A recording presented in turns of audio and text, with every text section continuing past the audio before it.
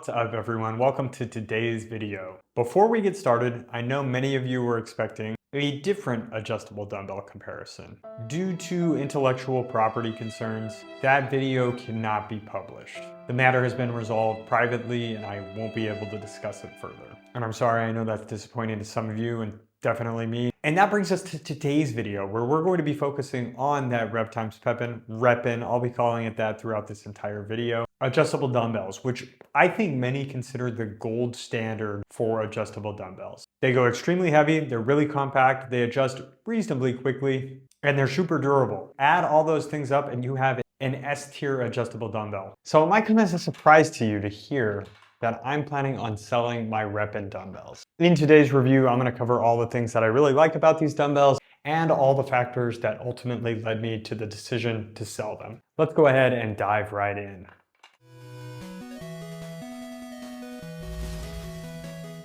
First and foremost, I just want to thank everyone who has subscribed to the channel. I just crossed that 1,000 subscriber barrier, which is a pretty big milestone for me. So seriously, thank you so much for subscribing, liking, commenting, and being a part of the channel. I'm gearing up to place a few more Alibaba orders. I'm contemplating upgrading my functional trainer and exploring a few other things as well. Also going to make some videos teaching you guys how using Craigslist, OfferUp, and Facebook Marketplace can help you build your home gym and even be a tool to make some extra cash. But let's get back into today's video and review of the REPin adjustable dumbbells. If this is one of your first videos that you've watched of mine, I review adjustable dumbbells, and my reviews are based off of 5 categories where I score them out of 10. We're going to be covering adjustment speed, handle quality and knurling, training experience, durability, and then overall value. At the end of that, we'll have a score out of 50. And without further ado, let's go ahead and jump into category number 1, which is going to be adjustment speed. And let's dive into a speed test right off the bat. We're going to be adjusting from 45 pounds down to 20 pounds. I chose this number because I think it's important to acknowledge those weights that do have adder weights. So you're going to have to take out those adder weights. Ready, set, begin.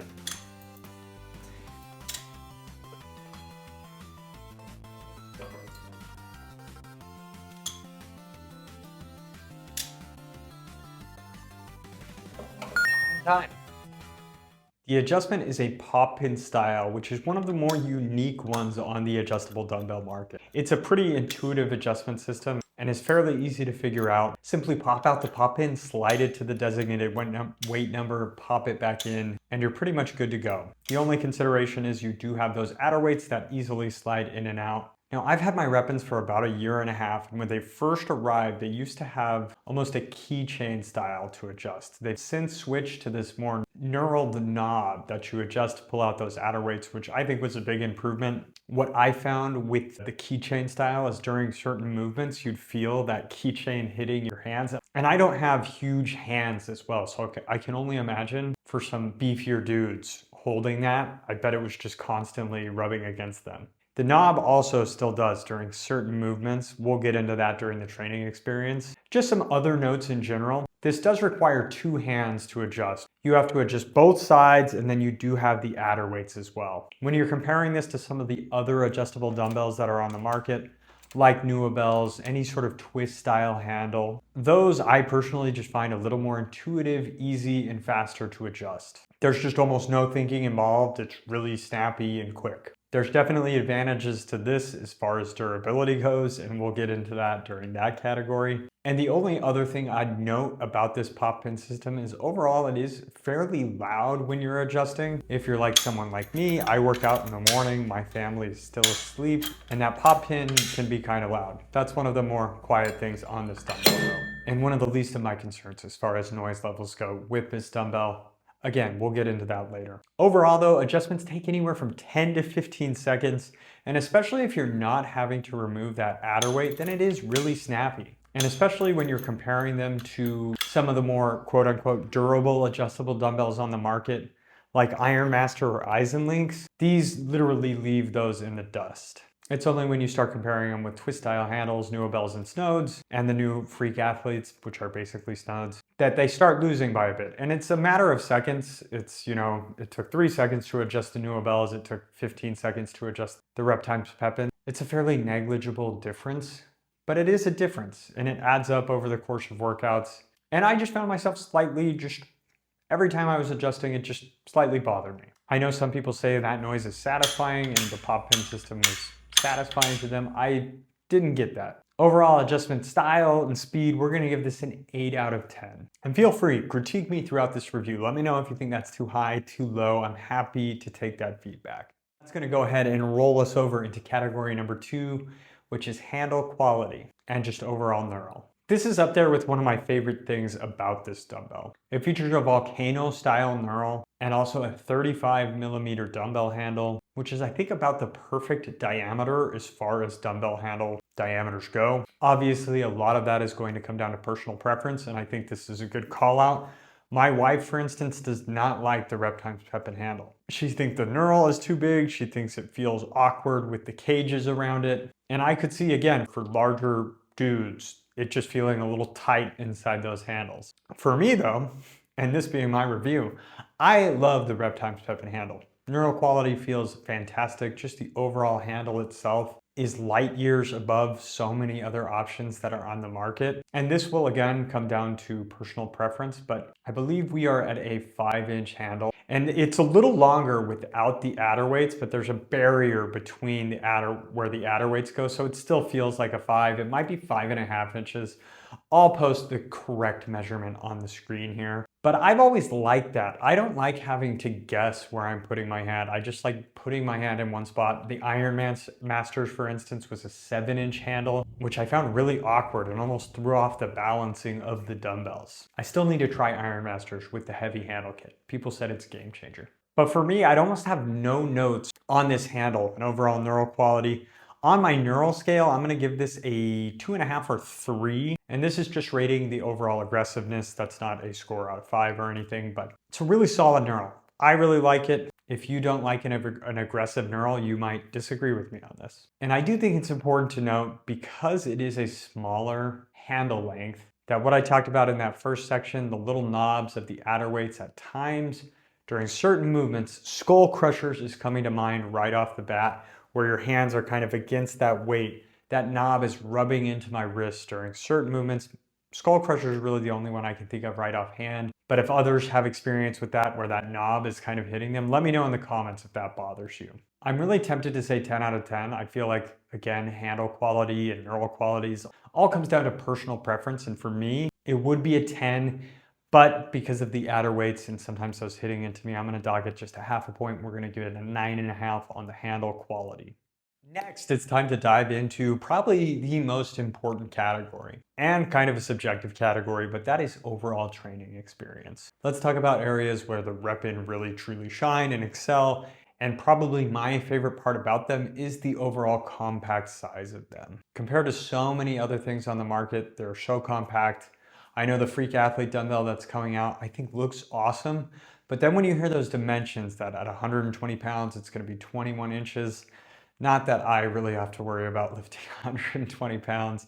But either way, at larger weights, when I'm doing my 80-pound presses or whatever weight, it's going to be probably 2 inches longer than the REPins. And I think that's really where they shine. Especially at heavy lifting, you want something compact. You don't want to feel like you are lifting toolboxes in each hand. So I can't sing their praises enough about the compact size with them. Now there are some things that I dislike about the REPxPEPIN, some of which I've covered in kind of great lengths on this channel. So I'm sure some of you are like, all right, I know what he's gonna say next. And the thing that probably bothers me the most about them is just the overall noise.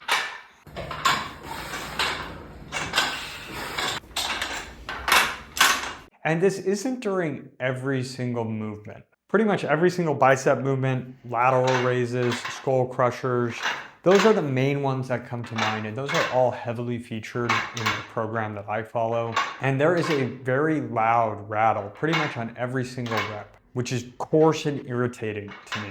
I'll have noise canceling headphones on with the sound turned up, but I'm still constantly hearing that clanging on every single rep. I've had some people say that they enjoy it. It reminds them of old school iron clanging together. And my high school gym did have iron plates that clang together, and I do not get that from this. Is more feels like something is clanging and it shouldn't be, at least in my opinion. I've seen other people complain about this too, and I think it's interesting to note that some people say the original PEPIN Fast Series dumbbells had a little tighter tolerances where there was less noise. So that's interesting to think about, that maybe if some dumbbells had a tighter tolerance, there would be less noise. And the caveat with that is I've had people say that with the tighter tolerances, sometimes weights can stick together. I've seen people report that their PEPINs have the weights stick together where they're having to use a mallet to bang it off. I want to say that's never happened to me. It's happened one time where it didn't re-rack properly and got stuck like people had mentioned, and it was kind of challenging to get it unstuck. But that's been one time, so maybe I just lucked out with my adjustment. I also had someone say that they didn't have noise and they recently got their PEPINs. So maybe they have made some adjustments to the tolerances. And I have one of the first sets. I think I was in the second batch of pre-orders. So maybe they've done some adjustments and they've tightened those tolerances.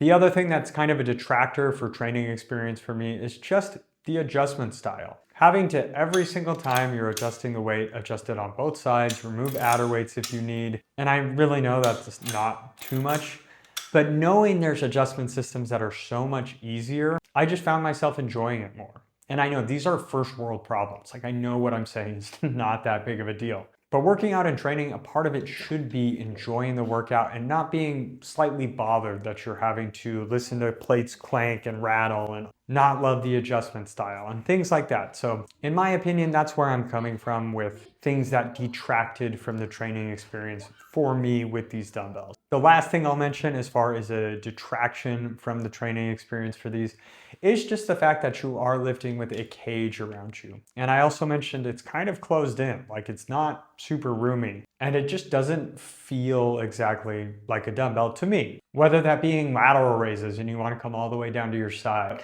Some people like coming all the way down to their side. Those weights cages are going to hit you. The other one that comes to mind is when I'm doing a split squat and just with one dumbbell, having that weight be able to rest against your thigh rather than the cage banging into your thigh on every single rep. The cage doesn't drive me crazy, but again, just knowing that there's dumbbells out there without a cage is something that's appealing to me. Overall training experience here, I'm hovering between a 7 and an 8, and I think I'll settle right in the middle there at a 7.5. Some people might disagree with me on that one, but again, let me know.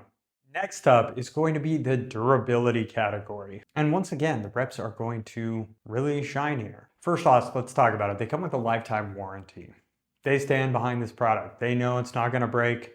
I have never seen a single report of these breaking, which is really impressive considering how many of these they've sold. I've mentioned the people reporting things getting stuck, but never seen someone report that something is broken on their weapons. Please let me know in the comments if you've had any issues with things breaking. So I'm pretty gentle with my dumbbells. I'm never dropping them or being overly aggressive with them. So I really haven't put these through the ringer, but I know that people want to see a drop test, so we're going to get a drop test. We got 55 pounds loaded up on the weight here. Let's see how it does. 3.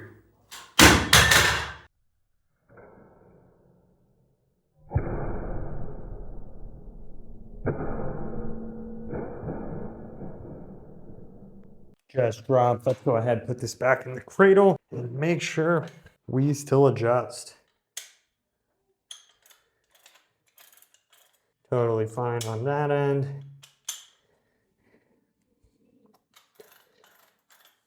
Totally fine there as well. Good to go. The only slight critique I have as far as the durability goes is I do have some scratches on my plates and scratches along the adjustment rod.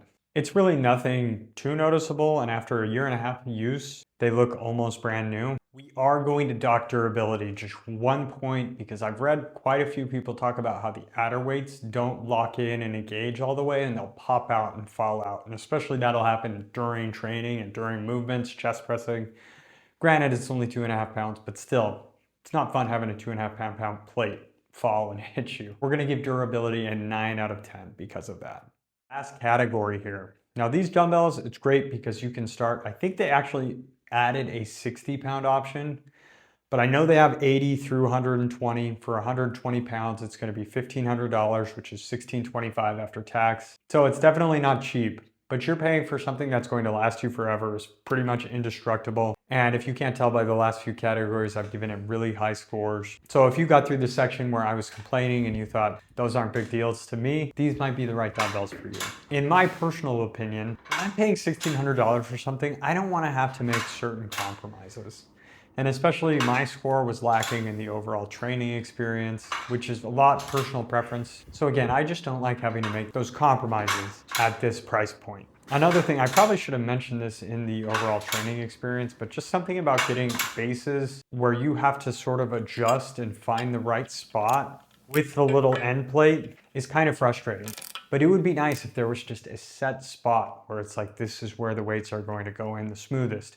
But having to adjust it on your own just seems kind of like a poorly thought out decision, in my opinion. Overall value though, again, this is gonna be kind of depending on the person, but I do think you're getting a bulletproof dumbbell. You're gonna have to pay a premium price for it, but I'm gonna give these an 8 out of 10 on value, just because of some of the things that I mentioned. You're paying such a premium. There are so many other adjustable dumbbells on the market that I think if these are the right ones for you, sure, it's worth it. But I think for a lot of people, I think those factors that I mentioned earlier are definitely things you should consider before shelling out $1,600 for adjustable dumbbells.